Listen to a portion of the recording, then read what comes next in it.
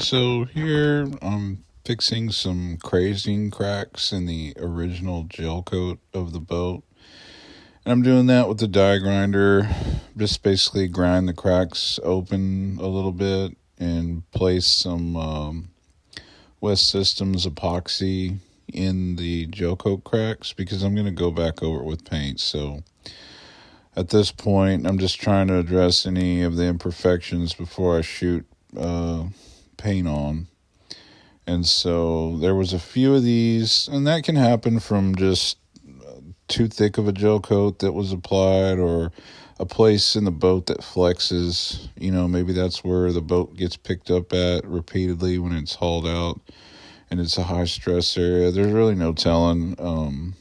There's a lot of different scenarios, but it wasn't too severe. It was just kind of a few places here and there. I've already got the bottom paint on the boat at this point, so that part's pretty much done. And now I'm going through the process of sanding the hull, and so the hull sides for paint.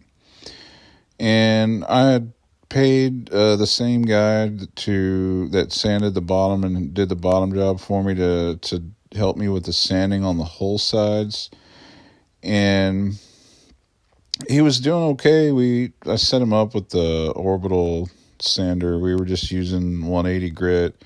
And I don't know, I gave him the sandpaper. I don't know if he ran out of the sanding discs or if there was just some confusion on his part. But when he got to the other side of the boat, he ended up switching to the sander he was using for the bottom, which was a very aggressive, non-cushion rotary sander, and proceeded to use 80 grit paper, or maybe even 60, and it put divots all in the side of my boat, creating a horrible situation for me to address because there wasn't any kind of amount of sanding I could do to get the divots out of the gel coat. So I basically wound up sanding the whole sides as much as possible, and I had to come back and use some filler in some of the divots that were left, and I even used some filler primer,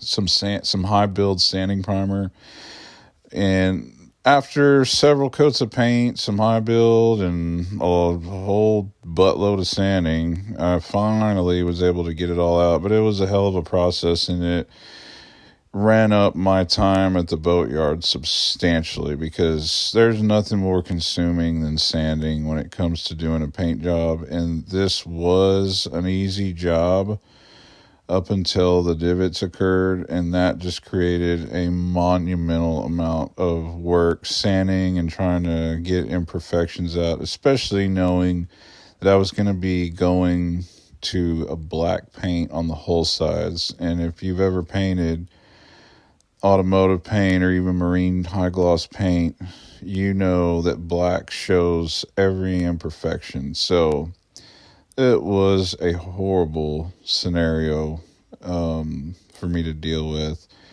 and it basically just took up the majority of my time at the boatyard trying to do correction on it. So it was an unfortunate situation. I don't know. I don't have any hard feelings. It just either miscommunication somehow, failure to follow instructions, or lack of communication. I don't really know what the deal was, but it's done and over. I just took over after that and went on with it. But lesson learned on my part.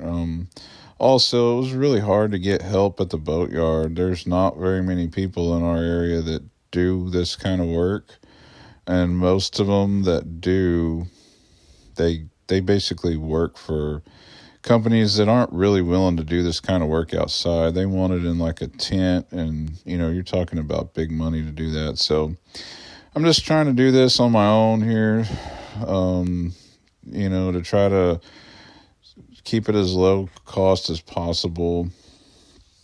And here I've got the stripe taped off and shot to change the color from a black stripe to a white stripe, and then the whole sides are going to be black. So this is kind of me shooting the first coat for the boot stripe with some paint I had, and kind of the first stage of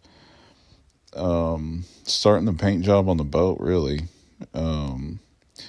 And it came out pretty decent. It was a fairly easy little job. It wasn't too bad, but kind of gave me some hope looking forward, because it was positive progress, and I was finally getting to see what the new paint was going to look like. And being outside, you know, it's you have to kind of choose your weather days to shoot paint outside and get good results, especially a high gloss paint. Here I'm pointing out some of the divots, and I'll show them in some later videos.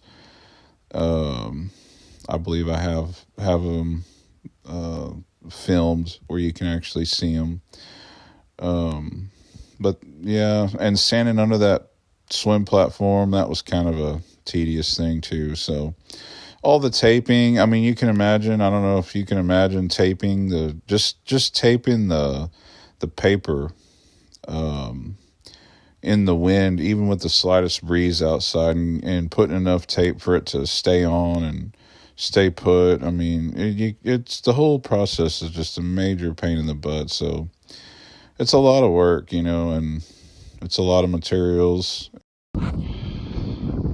All right, I've sanded this area, and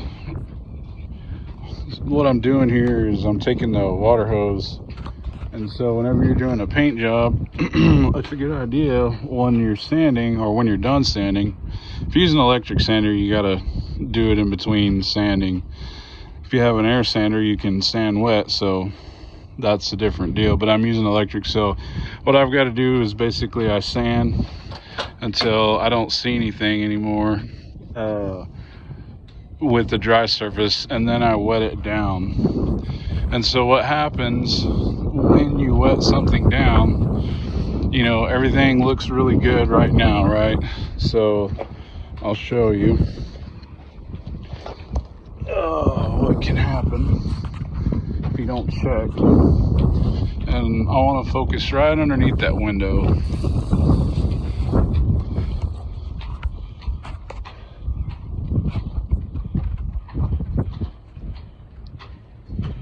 See those little ripples? There's some real bad ripples right in here. I've got to sand those out. So that's why you use the water, and you just wet it down, and it kind of simulates what a coat of paint would look like laying on the surface, and it dries off and everything.